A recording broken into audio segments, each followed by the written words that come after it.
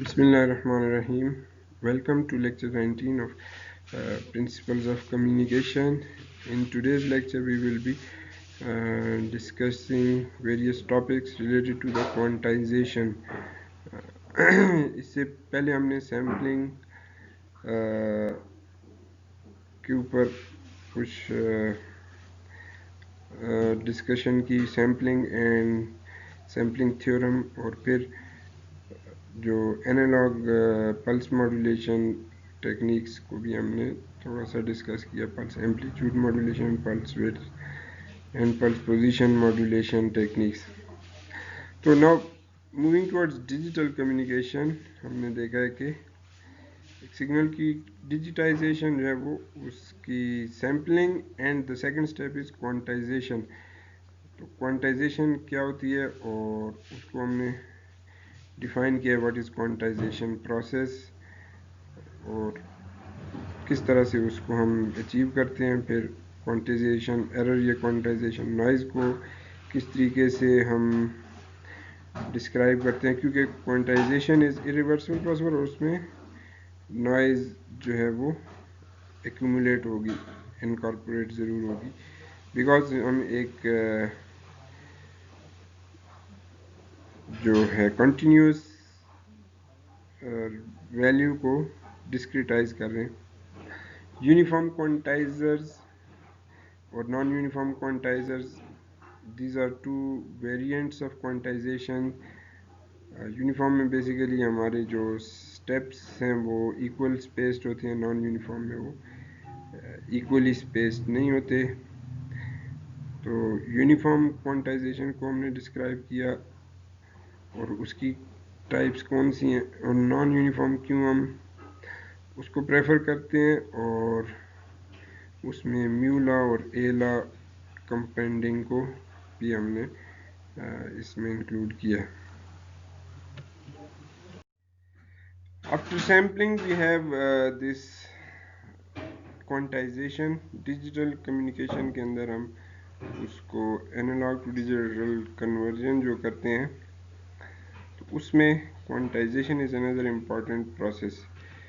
और what is quantization? It is a non-linear transformation which maps elements from a continuous set to a finite set. And here it is second step required by analog to digital conversion. तो sampling में हमने time axis पे continuity को ख़त्म कर दिया था. ठीक है, जो हमारा इनपुट एनालॉग सिग्नल था वो टाइम एक्सिस पे भी कंटिन्यूस था और एम्पलीट्यूड यानी वाई एक्सिस पे भी that is a continuous signal. तो sampling converts it into discrete time but still it is continuous valued signal. और क्वांटाइजेशन बेसिकली जो उसकी एम्पलीट्यूड है या उसकी जो वैल्यू है सिग्नल की, जैसे वोल्टेज वैल्यू है, तो उसको भी डिस्क्रिटाइज करते हैं हम, उसके लेवल्स या उसके हम उसको कुछ फाइनाइट रेंज ऑफ वैल्यूज़ में से वैल्यूज़ असाइन करते हैं, क्योंकि अगर उसको हम स्टिल कंटिन्यूस रखें तो फिर हमारे पास इनफाइनाइट वैल्यूज़ बन जाती हैं. And for that we don't have capacity to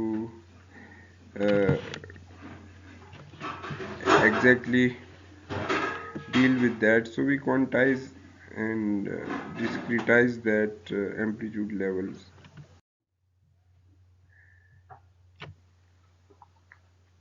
So quantization means giving values, approximating या rounding off values, जो continuous values हैं उनको हम discrete levels की value assign करते हैं. तो first we have a continuous time analog signal and sampling at Nyquist rate or greater than Nyquist rate with sampling interval Ts. We convert it into discrete time but still analog signal, that is our sampled signal. time is discrete, amplitude is still continuous. Now we want to find the amplitude levels, because now infinite this continuous amplitude has infinite number of amplitude levels, and उसको हम फिर अभी डिस्क्रिटाइज करते हैं, because we have human eye or human ear can sense only finite differences. So from infinite number of levels उसको हम convert करते हैं basically quantization में to finite discrete amplitude levels, and उसमें कोई limit नहीं है. They can be 2 levels, 4 levels, 8 levels, जितने भी हमें उस प्रॉब्लम के लिए उस एक्चुअल वैल्यू को अप्रॉक्सीमेट करने के लिए सूटेबल है. And this is our quantization process. And this now the signal which has finite or discretized amplitude levels as well as uh, discretized time level, discretized in time also, यानी sample उसके भी हमने ले लिए और उसकी amplitudes के भी हमने लेवल्स में उसको डिफाइन कर लिया. तो this is a digital signal. Now it is discrete time as well as digital and a digital signal can be encoded into by pulse code modulation और दूसरी डिजिटल मॉड्यूलेशन टेक्निक्स के लिए उसकी encoding की जा सकती है. And this quantization process is essentially a non-reversible process,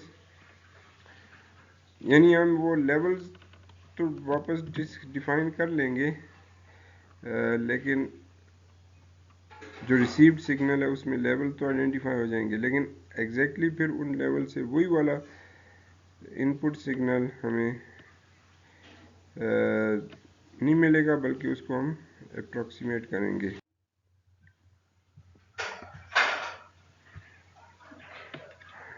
तो MT अगर हमारे पास कंटिन्यूस बेस बैंड सिग्नल था जिसको हमने सैम्पलिंग रेट के ऊपर उसके सैंपल बनाए और उसको हमने M of NTS एक डिस्क्रीट सिग्नल इन टाइम ले लिया, तब उसको हमने कन्वर्ट करते हैं इनटू V of NTS, और जब उसका यानी now this is a quantized signal which is discrete in amplitude as well as in time. Now quantization process is memoryless as well as instantaneous. इसका मतलब ये है कि जो एक सैंपल की जब क्वांटाइजेशन करेंगे it is not affected by earlier और लेटर सैंपल, यानी उसी टाइम पे जो सैंपल की वैल्यू उसी की क्वांटाइजेशन इंडिपेंडेंट ऑफ प्रीवियस और फ्यूचर सैंपल्स होती है. तो this is the practical quantization. Quantization can be understood by this kind of उसकी फिगर में जो रिप्रेजेंटेशन है वो इस तरह की स्टेयर केस फंक्शन की फॉर्म में होगी, जिसमें हमने जो सिग्नल M को भी सिग्नल में कन्वर्ट किया है which is quantize signal.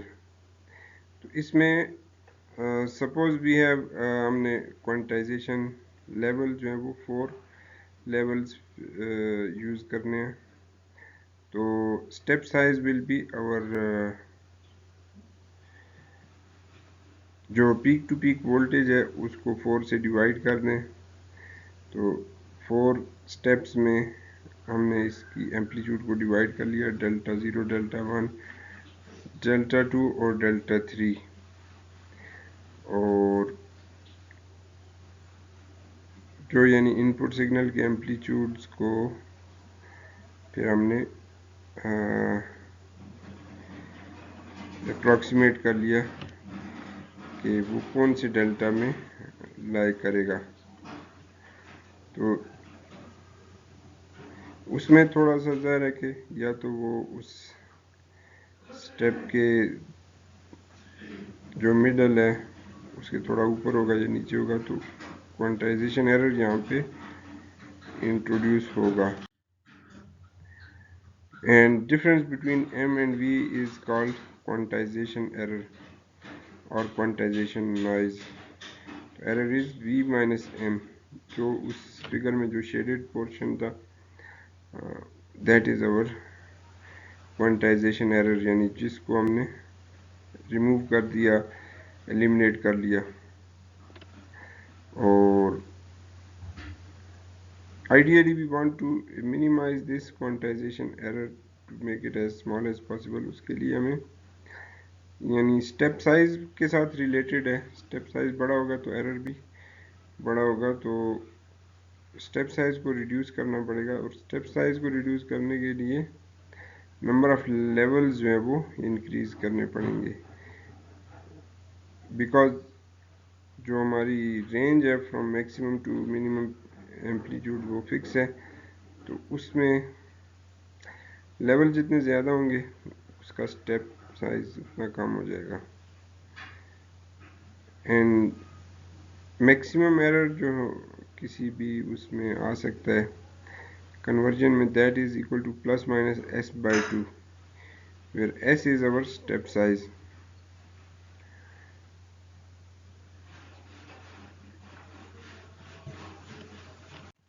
So what we achieve is that हमने एक कंटिन्यूस एम्पलीट्यूड के सिग्नल को इस प्रीवियस एग्जांपल में वन ऑफ द 4 लेवल्स, उसके हर सैंपल को वन ऑफ द 4 लेवल्स में असाइन कर लिया। जो भी एम्पलीट्यूड था वो either it is placed in delta 0 और डेल्टा 1 और डेल्टा 2 और डेल्टा 3, इन लेवल में से किसी लेवल में कन्वर्ट हो गया। तो फिर हम इसको each quantization level can get converted into unique n bit digital word. अब उसको फिर हम उन लेवल्स को, मसलन ये 4 लेवल्स, तो उसको हम 2 बिट्स से रिप्रेजेंट कर सकते हैं हर लेवल को, यानी 0 0 होगा तो लेवल 0 0, 1 होगा तो लेवल 1 1 1 होगा तो 2 1 0 होगा तो 1 1 3 और 1 0 4।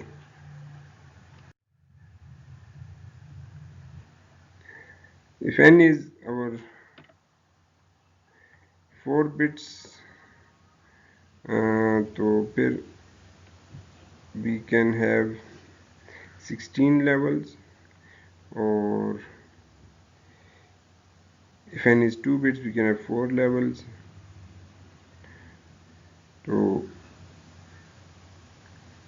इसको हम जो है वो कोडिंग कहते हैं, इसलिए इसको जब हम PCM की बात करते हैं तो पल्स कोड मॉड्यूलेशन, उसमें जो कोडिंग वाला पार्ट है वो यही है कि भी लेवल्स को हम डिजिटल बिट्स से रिप्रेजेंट कर लेते हैं।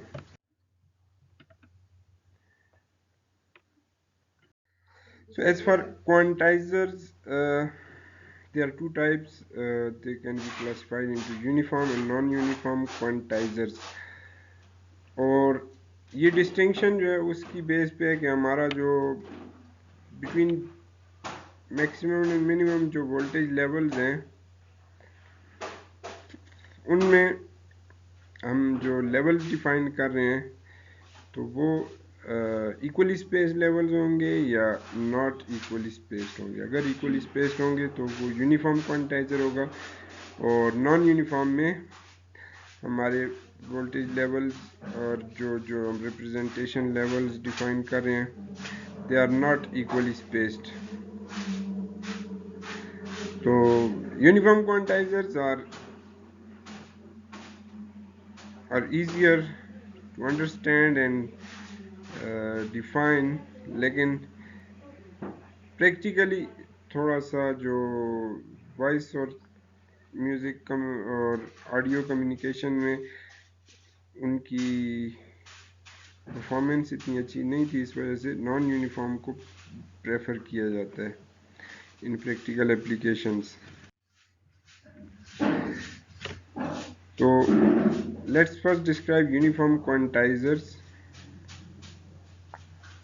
जिसमें हमारा जो स्टेप साइज है बिटवीन लेवल्स यानी that remains constant through out the input range. जो हमारा जितने भी मैसेजेस हैं, जितने भी वो सैंपल्स हैं, उनके लिए step size is the same between voltage levels. और चूँकि स्टेयर केस में हम दो किस्म के यानी डेफिनेशन ऑफ द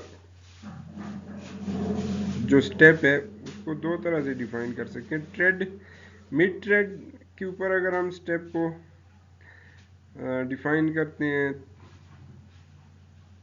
तो उसमें वो मिड ट्रेड यूनिफॉर्म क्वांटाइजर हो जाएगा। अगर मिड राइजिंग एज जो हमारा वर्टिकल एज है उसके मिडल पे हम नया स्टेप डिफाइन करते हैं तो वो मिड राइज हो जाता है, और जो हॉरिजॉन्टल एज है उसके मिडल में तो वो मिड ट्रेड हो जाता है।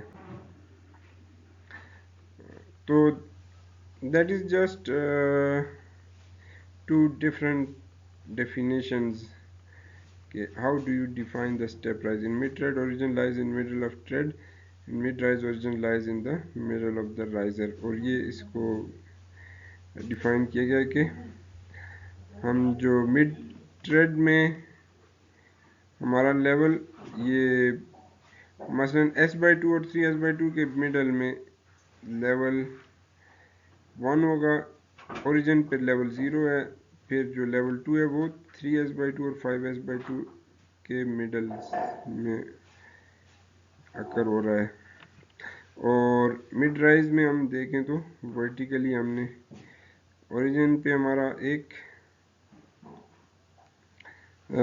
0 लेवल है, फिर S/2 और 3S/2 के मिडल में वी हैव लेवल 1, और इस तरह अगले स्टेप 3S और 5S/2 के मिडल में लेवल 2 है, और जो राइजिंग यानी वर्टिकल एज है उसके मिडल में हम उसको स्टेप को डिफाइन कर रहे हैं। तो in both these we have a sort with like error function. इन दोनों का जो हमारा एरर फंक्शन है that will be like this, और उसका जो एम्पलीट्यूड है वो S/2 है, लेकिन उसके फीचर्स कैरेक्टरिस्टिक्स इस किस्म की डिफरेंस उसमें इस एरर फंक्शन से रिप्रेजेंट हो। मिड ट्रेड में we have positive slope ramp signal, और मिड राइज में नेगेटिव स्लोप है। मैक्सिमम एरर दोनों में S/2 is the maximum error in both these cases.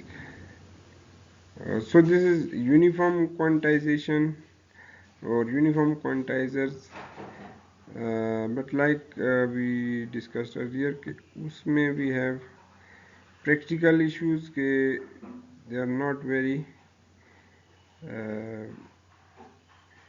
performance is not very good, so हम non uniform use करते हैं in many practical applications.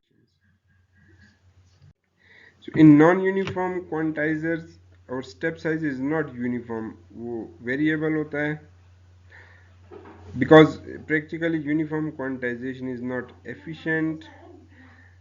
For example, telephonic communication में, speech signals में, audio signals में हमारे पास जो voltage levels हैं, amplitude levels हैं, वो ऐसा नहीं है कि वो एक यूनिफॉर्म ट्रांजिशन को फॉलो कर रहे हैं। Small amplitude we have small amplitudes and we have much larger amplitudes, और उनमें जो वेरिएशंस हैं वो यानी इक्वली स्पेस्ड नहीं है।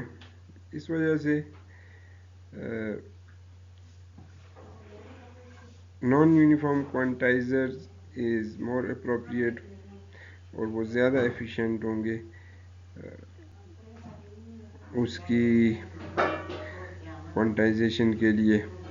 यूनिफॉर्म में हमारे बहुत सारे क्वांटाइजेशन लेवल्स ऐसे होंगे कि वो फिर यूटिलाइज नहीं होंगे, उनमें कोई भी वोल्टेजेस हमारी आती नहीं है, तो वो गोया कि हमारा जो है वो, और जहाँ पे हमारी वोल्टेज लेवल्स आती हैं वहाँ पे हमारा स्टेप साइज बड़ा होता है। इसको इन ड्रॉबैक्स को रिमूव करने के लिए, एफिशिएंसी को इम्प्रूव करने के लिए नॉन यूनिफॉर्म क्वांटाइजर्स यूज़ किए जाते हैं। सो नॉन यूनिफॉर्म क्वांटाइजेशन किस तरह से अचीव की जाती है, उस प्रोसेस को कंपेंडिंग कहा जाता है। कंपेंडिंग is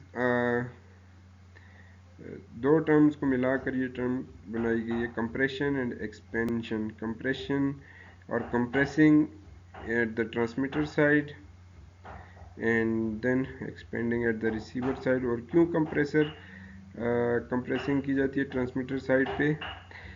just before uniform quantizer is placed, signal को कंप्रेसर से गुजारा जाता है ताकि उसमें जो यानी अनयूज्ड क्वांटाइजर लेवल्स हैं, क्वांटाइजेशन लेवल्स, वो कंप्रेस हो जाएं उसमें, और हमारे पास एक कंप्रेस सिग्नल आ जाए जिसके ऊपर फिर यूनिफॉर्म क्वांटाइजेशन हम ज़्यादा अप्रोप्रिएटली अप्लाई कर सकते हैं। और फिर वो जब ट्रांसमिट होके रिसीवर के पास आएगा और उसको यूनिफॉर्म क्वांटाइजेशन की डिकोडिंग होगी, and before recovery we pass it through an expander जो कि उस कंप्रेशन को रिवर्स कर लेगा और सिग्नल हमारा जो ओरिजिनल मैसेज है वो दोबारा हमारे पास अपनी ओरिजिनल फॉर्म में रिकवर हो सकता है। तो उसमें हमारे पास जो कैरेक्टरिस्टिक है, जो सॉलिड लाइन है जैसे इस फिगर में, तो वो उस कंप्रेशन को रिप्रेजेंट कर रही है और डॉटेड लाइन एक्सपेंशन को। और although it is non linear, लेकिन जब दोनों एक इन्वर्स नेचर है दोनों की, कंप्रेशन और एक्सपेंशन की, इसलिए ओवरऑल एक लीनियर हमारे पास जो है वो कैरेक्टरिस्टिक फंक्शन इसका बन जाता है। और रिसीवर साइड पे signal is expanded and the expansion is exactly opposite to the compression process. तो कंप्रेशन कैसे अचीव की जाती है? For that we have basically logarithmic formulas से ली जाती है और उसमें दो डिफरेंट वेरिएंट्स हैं। They have slight differences in their application. Mu law and A law. Mu law is used in US, Canada, Japan, or A law is mostly used in Europe. तो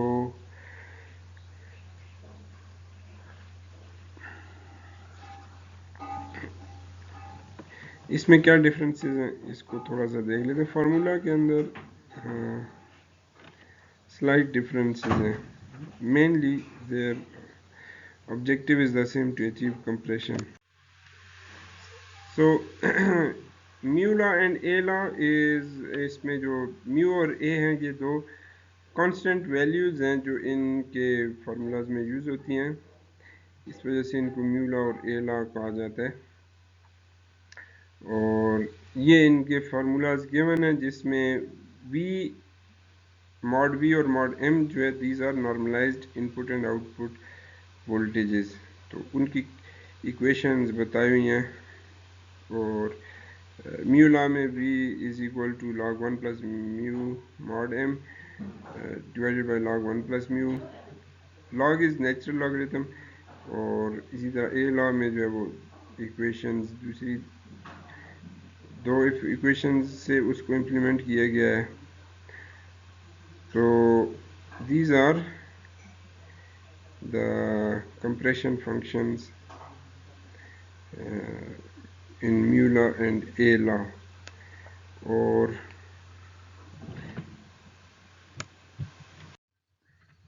when they are applied तो इस तरह से हमारे पास जो graph बनता है v versus m का, लेफ्ट साइड वाला म्यू लॉ का है और राइट साइड वाला ग्राफ जो है वो ए लॉ का ग्राफ है। तो अगर म्यू इज इक्वल टू 0 ले लें तो वो लीनियर बन जाएगी, जस्ट लाइक यूनिफॉर्म क्वांटाइजेशन। और ए को अगर 1 ले लें तो भी वो यूनिफॉर्म क्वांटाइजेशन इक्वल है। लेकिन प्रैक्टिकली जो म्यू की वैल्यू यूज़ की जाती है इन मोस्ट केसेस 255, ए की अराउंड 100, तो इससे non linear type of we have characteristic graph, ये उसमें जो रिलेशनशिप बन जाती है।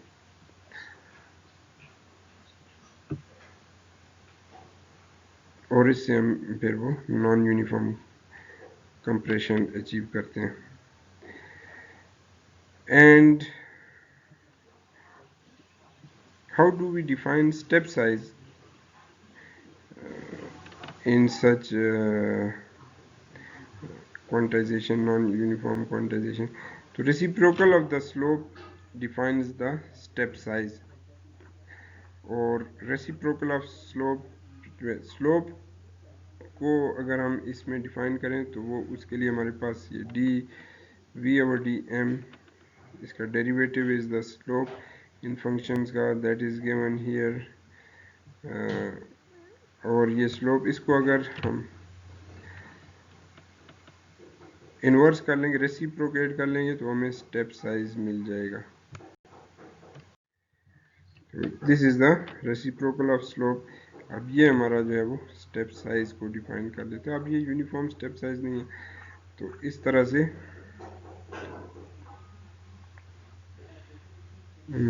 स्टेप्स हमारे डिफाइन हो जाएंगे, फिर उसको हम क्वांटाइजेशन उनकी की जा सकती है। So A law and mu law both are the